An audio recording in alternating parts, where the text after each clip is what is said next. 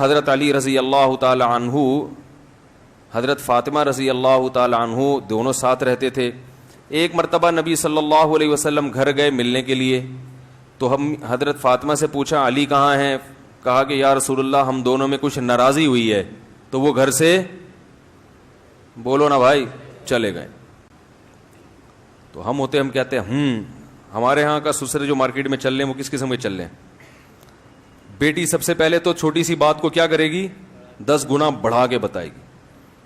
ہر گھر میں چھوٹی موٹی ناراضی ہوتی ہے, چلتا ہے. یہ نہیں کہ فوراً ابا کو فون کر دو. لڑکیاں کیا کرتی ہیں, شادی کے بعد شوہر نے ذرا سی کوئی اوپر نیچے بات ہوئی فوراً ابا کو فون ملایا, اور ابا وہاں تپے ہوئے بیٹھے ہوئے ہوتے ہیں نا, بندوق لے کے, رخصتی کر کے وہ انتظار کریں ادھر فون آئے میں ٹھا کر کے گولی ماروں.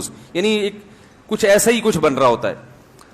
تو ادھر فوراً ذرا سا پھڈا ہوا, اس نے اٹھا کے کوئی پلیٹیں ولیٹیں توڑ دی, کوئی بیلن اٹھا کے اس نے مار دیا.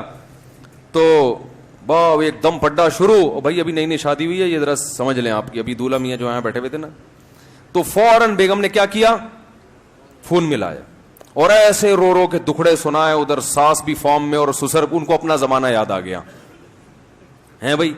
اور پھر وہ داماد کو فون کر کے سناتے ہیں وہی تو ابھی ہم آ رہے ہیں تمہاری ایسی کی تیسی. یہ کہتے ہیں آؤ آ کے دیکھو ذرا, آ جاؤ, ہم نے بھی آستینیں چڑھائی ہوئی ہیں. ذرا سی بات ہوتی اور جاہلوں کی طرح, ارے بھائی ہوتا ہے یار, سب چلتا ہے سب گھروں میں, انسان ہے تو لڑیں گے نا آپس میں. آپ لوگ کا نہیں مائی سے پٹا ہو جاتا ہے یہاں پہ. انہوں نے ڈانٹ لگائی, زیادہ لگا دی, آپ کو غصہ آ گیا تھوڑا سا, آپ نے کہا یار نہیں بھائی ذرا ہاتھ ہلکا رکھو. اب یہ تھوڑی کہ اعتکاف چھوڑ کے بھاگ جاؤ یا نعیم بھائی کو اٹھا کے مزے سے باہر کر دو. چلتا ہے بھائی, جب اجتماعیت ہوتی ہے تو اونچ نیچ ہوتی ہے. اتنا نازک مزاج بننا, بالکل چھوئی موئی بن کے رہنا, ایسا آدمی دنیا میں کچھ بھی نہیں کر سکتا. سب سیٹ ہے, سب چلتا ہے, سب چلتا ہے.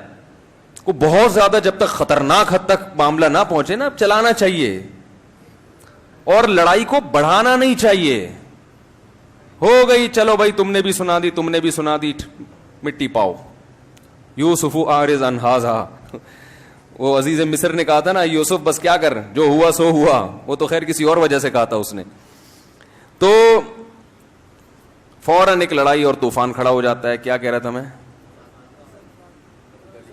ہاں, تو حضرت علی رضی اللہ تعالی عنہ کو پتا چلا, نبی صلی اللہ علیہ وسلم کو پتا چلا بھائی آپس میں تھوڑی سی کیا ہوئی ہے, ناراضی ہوئی ہے, اور حضرت علی گھر سے چلے گئے. تو نبی نے یہ نہیں کہا میری بیٹی سے کون ہوتا ہے یہ ناراض ہونے والے, میں نے اپنی بیٹی دے کے اتنی عزت دی, پیغمبر کی بیٹی سے نکاح کیا اور یہ ہو رہا ہے گھر میں.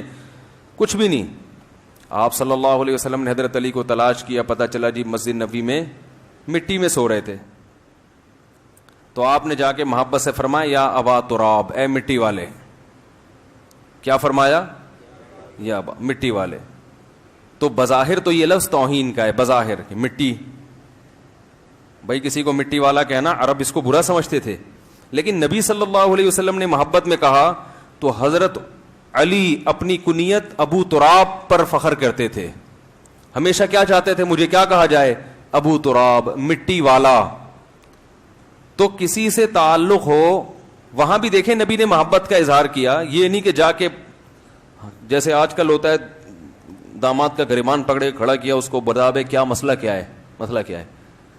تو بھائی بس چھوڑو, جو بھی مسئلہ ہے ہوگا, آپس کا گھریلو مسئلہ ہے, چلتا ہے یار. اپنا یاد کرو, خود بھی تو بڑے بڑے مسئلے تم نے کھڑے کیے تھے. یہ تو اب بچے بڑے ہو گئے, میاں بیوی کے پڈے اس وقت ختم ہوتے ہیں جب بچے بڑے ہو جائیں. جب تک بچے ہیں نہیں تو تباہی والی لڑائیاں, بچے چھوٹے چھوٹے ہیں تو بھی لڑائیاں. جب بچے تھوڑے بڑے ہو جائیں پھر یہ تباہی کیا ہوتی ہے, ختم ہوتی ہے. تو اس وقت تک برداشت کر لیا کرو. تو انہوں نے کیا کہا کہ بھائی یہ جو نبی نے فرمایا نا ابو تراب, یہ بظاہر توہین کا جملہ ہے, مگر یہ کیا ہے, محبت ہے, مزاح ہے. تو حضرت علی اس پہ فخر کیا کرتے تھے. تو کسی کا گہرا تعلق ہو, وہ کوئی ایسی بات کہہ دے, وہ بری نہیں لگتی انسان کو. لیکن جب آپس میں ایک دوسرے کو کہنا شروع کر دیں, وہ جو میں قصہ سناتا ہوں نا, ایک بڑا باریک سا طالب علم تھا, تنکے کے 2 طرف میں نے کہا بٹن لگاؤ اور باڈی بلڈنگ کیا کرو.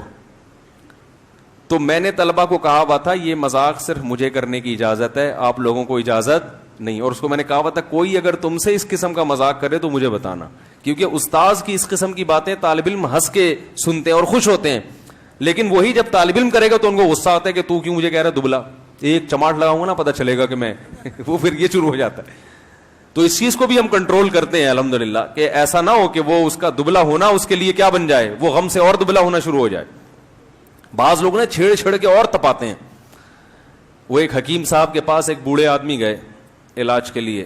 حکیم صاحب نے کہا مجھے یہ بیماری, مجھے یہ بیماری. اس بوڑھے آدمی نے کہا مجھے یہ بیماری, مجھے یہ بیماری. تو حکیم صاحب نے کہا بڑھاپا ہے. پھر اس بوڑھے آدمی نے کہا بھائی میں کھانستا بھی ہوں, مجھے کمر میں بھی تکلیف ہے.